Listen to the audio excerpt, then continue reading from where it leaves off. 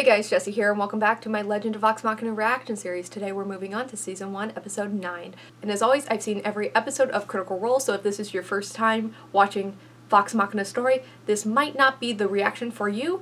I do have a tendency to talk about spoilers. So on the last episode, we had Professor Anders and his kind of justly deserved demise. Cass has now properly entered the picture without, her throat being slit. And on the other half of the episode, we had Pike and her connection with the Everlight being restored. Not that there was really a problem to begin with, and most of it. So we are quickly making our way through many of the major events in the Briarwood arc. 2/5 of the list are now unlisted.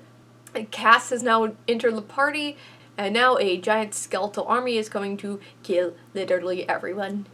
If only we had a cleric. But with that, I'm ready to keep going, so let's go ahead and jump into this episode. Ooh, Briarwood backstory! We only got this post-campaign. There's nothing more to be done. His fate lies with the gods. Well, his fate is going to be tied to one god. This is not the end.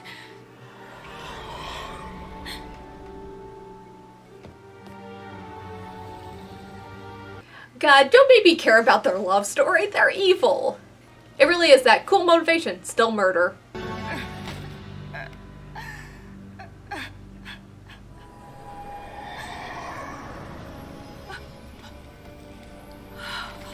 Hey, you want to save your husband? Become a necromancer.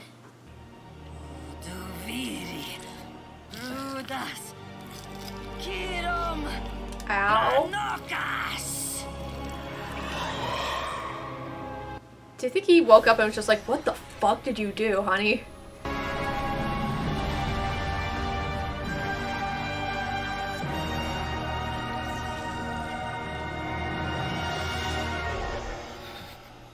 I feel better.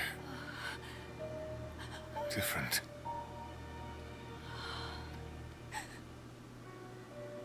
Your heart.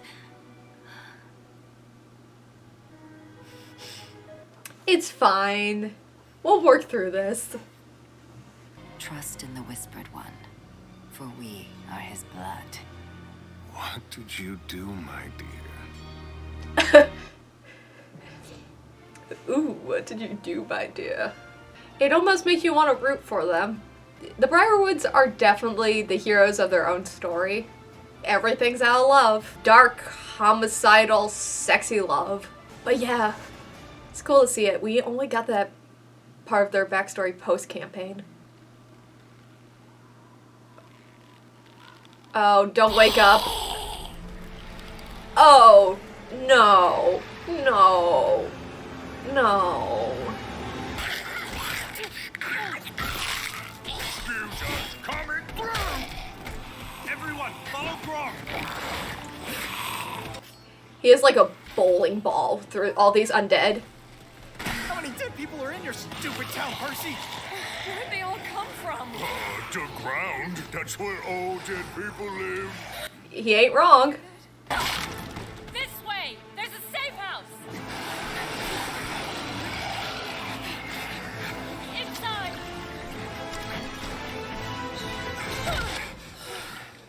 How safe can it be? Percival, what's our next move? You're asking me? Well, I assumed, since you're the rightful heir. Titles don't matter anymore. You're the leader, Archibald. Good old Percy, just pushing that on anyone else. Oh god, he found us. Shh. Just be very quiet. Don't be near the wall, Archie. They'll punch through. Don't be through the... Okay, this isn't a zombie situation. This is just undead. You'll be fine. You hold still, you twerp. I don't want to stab you. Oh, whatever. Oh, whatever. Like I said, how safe could this safe house be?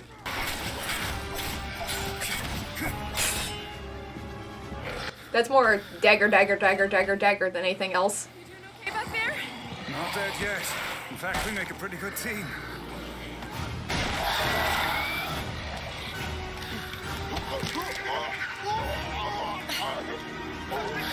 That's a bad way to go. That's a really bad way to go. Julius was supposed to rule, not me. Julius is gone, and I've been with the Briarwoods for years. No one trusts me. You They are next in shouldn't. line. The long lost Derolo. Necrosis. He'll lose the arm within the hour. The hour? What? No, I need this arm for, like, stuff. Hey, Scanman, you want me to whack it off? Yeah, you may have to if I lose it. Okay, hold still. No, stop. Last resort. We don't have time for this. Come on, Pike. I know you want to make a grand entrance, but anytime now. The bag. Bad news. Oh, this is gonna be so I sexy. don't mean to rush you. Then don't. We get it. You're smart. Just do something. Oh.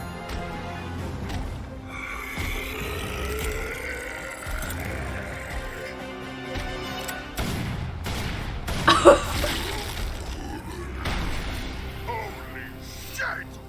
Hey, do that again. Wish I could. Sadly, it's still a work in progress. Everything breaks instantaneously. You're not dead. Giants! Lay waste to them! But yes, it's very in character for Percy's anything to break instantaneously after being used. Assault from all points! Don't die, Archie. I really like you. You and me, just like old times. My men would be honored to fight alongside a Derolo if you would only tell them. Unlikely. I love the way Percy reloads his gun. I love the little mechanism.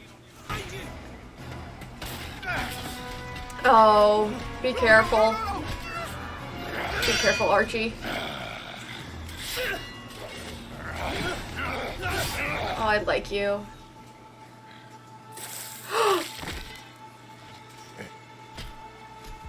No. Archie. He's gone, Percy. Come on!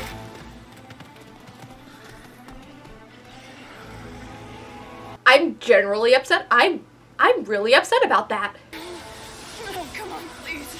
I need more. Oh.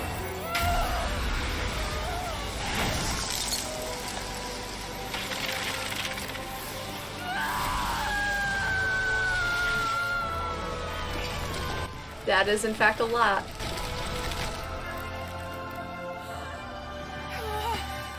Can't be me, Cassandra. I'm not a leader. I ran. But you're here now. Yours wasn't the only life shattered that day. We're all here. The time is now. No one else can do this.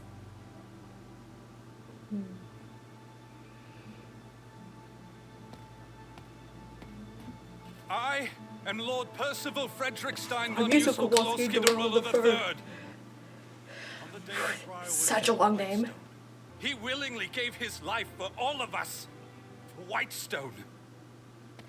His sacrifice, your sacrifice, and the sacrifice of my family shall not be in vain.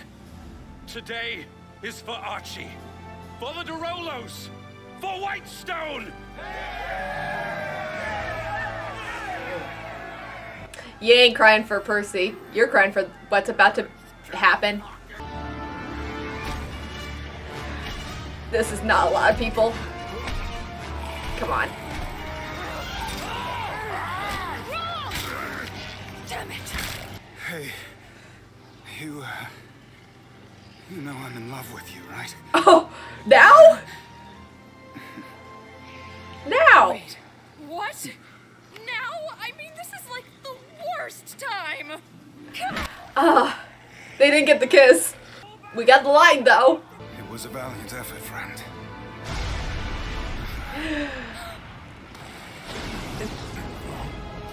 Here we go.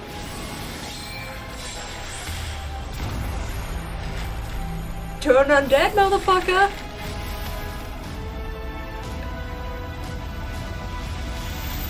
Sup? Marry me? Okay, let's do it. Right now. Wait, what? Seriously? Oh, it's good to see you too, Scanlan. Hey, everyone. I'm...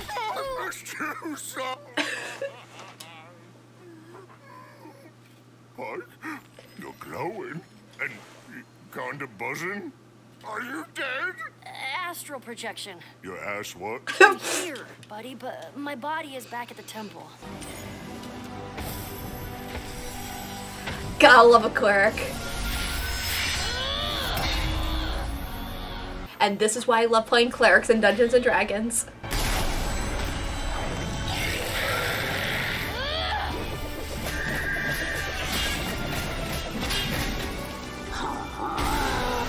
Wow. She's pretty OP at this point. Vex, give me a lift. I want to try something stupid. Everything you do is stupid. In the best way possible. This is how you end up inside a dragon. Oh, yes, he's back. Have fun, I'll give you a ride. Get ready to fly. Best ball special! Oh, why would you do that? Congratulations, vex'ahlia. Your name isn't on my list. Instead, you'll answer to the people of Whitestone. And may they show you all the mercy you showed them. Oh. Stay away. You get your hands off me. Get off me, you fucking ballbag. Get off! That's a bad way to go. But deserved. I think I know a sign when I see one.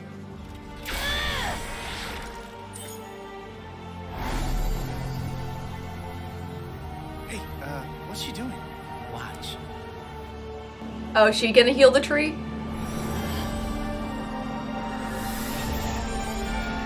Oh. May your weapons strike with the divine virtue of the Everlight. Now go crush some fucking heads! The dichotomy of Pike Trickfoot. God. How are they gonna unpower her later? Because this is a lot. I don't know how to thank you. The Dawn Father has found life in you. Use his gift wisely. Well, fearless leader? Lead. Dole. Ooh. I mean, a fitting end for the man who hung the bodies of dead children in a tree. Our hidden tunnel. It was good enough to hide from nannies and tutors. And know-it-all older brothers. Cass. How do you even begin rebuilding this relationship? Percy, your castle is, nice. This is the dungeon, Keyleth. The Briarwoods will be found elsewhere. Oh, we're in the dungeon. Oh no. I know who's also here. Is someone there? Hi! Did I hear you say you were looking for the Briarwoods? Friend or foe? If you free me. Percy. Oh, hehe.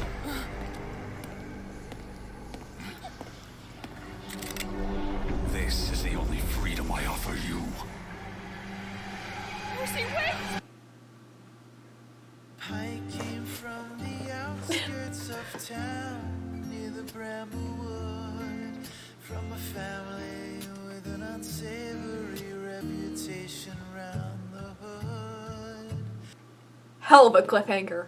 Hell of a cliffhanger.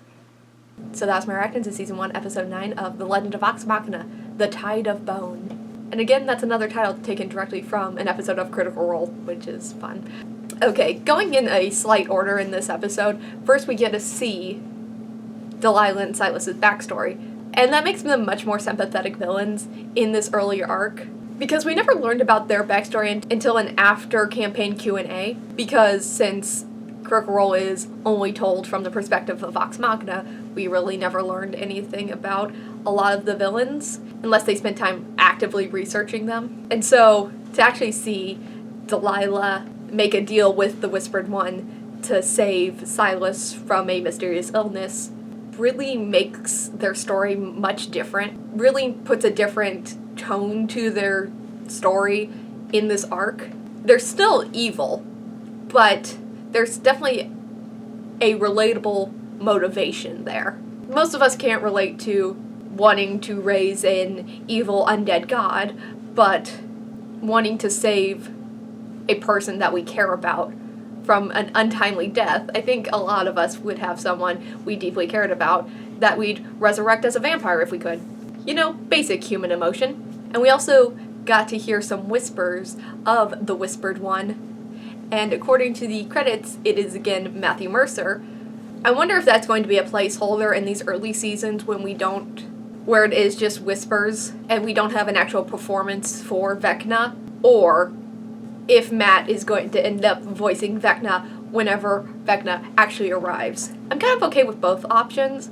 I do like the idea of having Matt voice some of the more major characters, and a lot of the major NPCs that he will be able to voice would be the villains, and that's a good way of keeping Matt very intrinsically tied to the plot.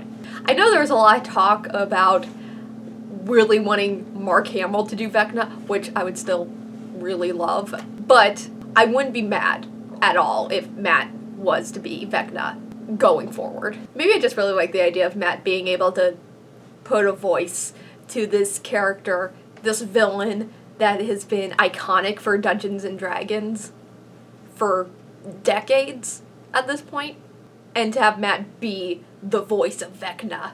If anyone deserves it, I think it's Matthew Mercer. But then again, it could just be it's a barely comprehensible voice in this episode. It's mostly just wind blowing through the air, and so they didn't want to hire an actor for that, and that they'll hire another actor whenever Vecna is an actual character and not just an idea. Also, we got to see the fallout of Delilah casting her spell to raise so many undead in this. I'm kind of sad to see Archie go, not just because I liked him. It just, if he was going to die, I wish he had more of a moment before his death. Yeah, him and Percy get a nice little banter, and then he's just cut in half and left for dead. And there's not really even a shot of him realizing he's about to die. He is just, there's no close-up, there's no nothing. He is just, in a wide shot, severed. Completely. And that is to move Percy's character arc forward, and him really taking up responsibility for Whitestone and as a Lord of Whitestone.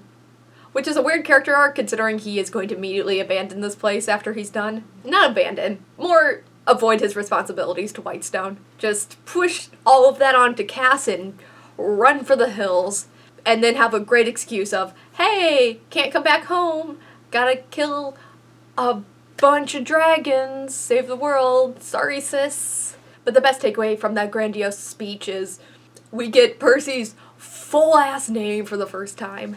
But you can tell I was hyper-fixated on the show, if you couldn't tell from anything else about my reactions, is that for years, Percival Frederickstein von Musel Kowalski de Rollo III's full name has been etched into my brain. I will never be able to forget that. It's burned somewhere in my brain. I'm pretty sure the entirety of Critical Role Campaign 1 has kind of rewritten my brain, just slightly.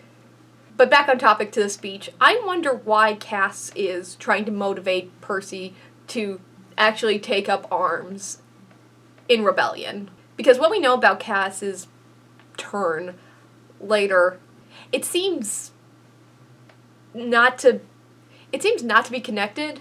It seems like the motivations don't match up, unless they're changing Cass's turn later on, which I don't think they would, because there's some really impactful moments there, like the 6 name on the barrel appearing, and that ending up being Percy's motivations to push away Orthax. So you really need Cass to betray Percy, but if she's really working for the Briarwoods, why is she being so helpful for the rebellion in this moment, unless the farther she is away from Silas and Delilah, the less control their magic has on her brain.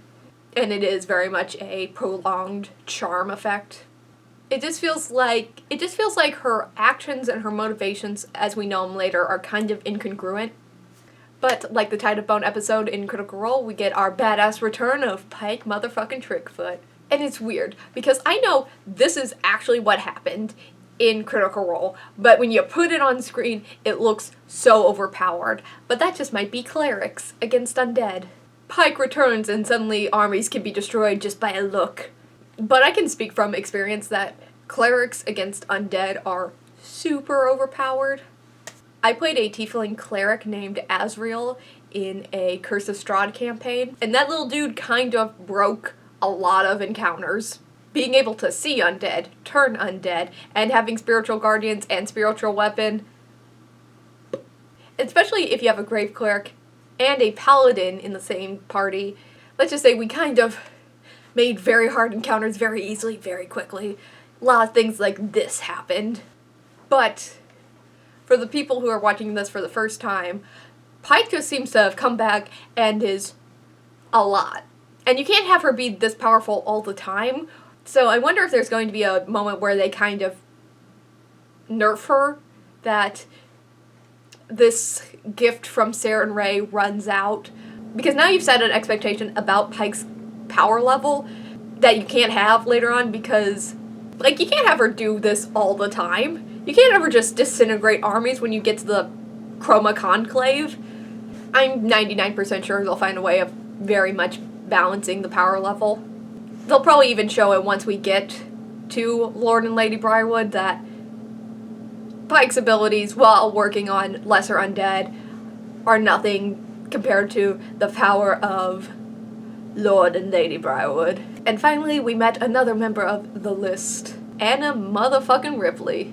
A ending that must be very confusing if you haven't watched the campaign, or only mildly confusing. I think at this point, people understand that Percy only puts on the mask and smokes whenever people on the list are around, and she's clearly not Lord or Lady Briarwood, so by process of elimination, this must be Anna Ripley, who I love and hate in equal measure. She is a very good narrative foil for Percy, mostly because she is a deeply evil, uncaring version of Percy. They both have a lot of the same characteristics of, they're both incredibly intelligent, mildly to extremely narcissistic at times, which is why I love her. She makes me very upset later on whenever we get to episode, let's say 68, but we're a long way from Cloak and Dagger. But at this point, she is the lesser evil of everyone else on the list at the moment. She becomes a lot more of a pain in the ass later on. I'm very excited to finally see this version of Dr. Ripley. And I wonder if she's going to stay around a little longer before fucking off for a couple seasons. Only time will tell. So that was my reaction to Season 1, Episode 9 of The Legend of Vox Machina, The Tide of Bone. If you like this reaction, don't forget to like, comment, and subscribe. It really helps out the channel and keeps me motivated to keep making more of these. So thank you so much for watching, and as always, I'll see you next time. Bye!